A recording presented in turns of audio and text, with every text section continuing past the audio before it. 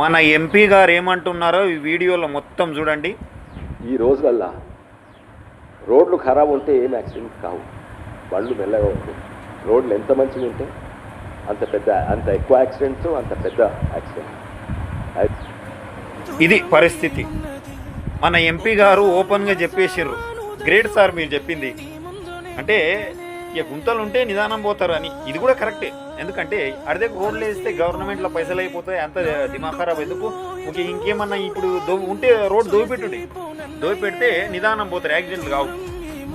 కానీ మీరు ఈ చేవెళ్ళే నియోజకవర్గంలో అంటే చేవెళ్ళే చుట్టుపక్కల ఉన్నటువంటి వ్యక్తులు మేమందరం కూడా మిమ్మల్ని ఏరి కోరి గెలిపించుకోవడానికి కారణము మీరు ఏదో ఇంత రోడ్లు లేపిస్తారు, లేదంటే మా బాగోగులు చూసుకుంటారనే ఉద్దేశంతో మరీ ఇంత ఘోరంగా మాట్లాడుతున్నారు ఏందండి, నాకు అర్థం కావట్లా.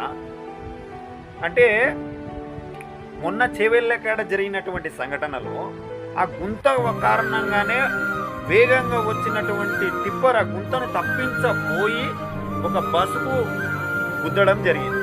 అందులో 25 మంది చనిపోయినరు, దాదాపుగా 50 మంది హాస్పిటల్ పాలైనరు, ఎంతో ఫ్యామిలీలు రోడ్డున పడ్డారు. అలాంటిది చూసి కూడా మీరు ఇలాంటి స్టేట్మెంట్ ఇవ్వడం అనేది చాలా బాధాకరమైంది. ఒక్కసారి మాట్లాడేటప్పుడు ఆలోచించండి సార్. తెలంగాణ ప్రజలు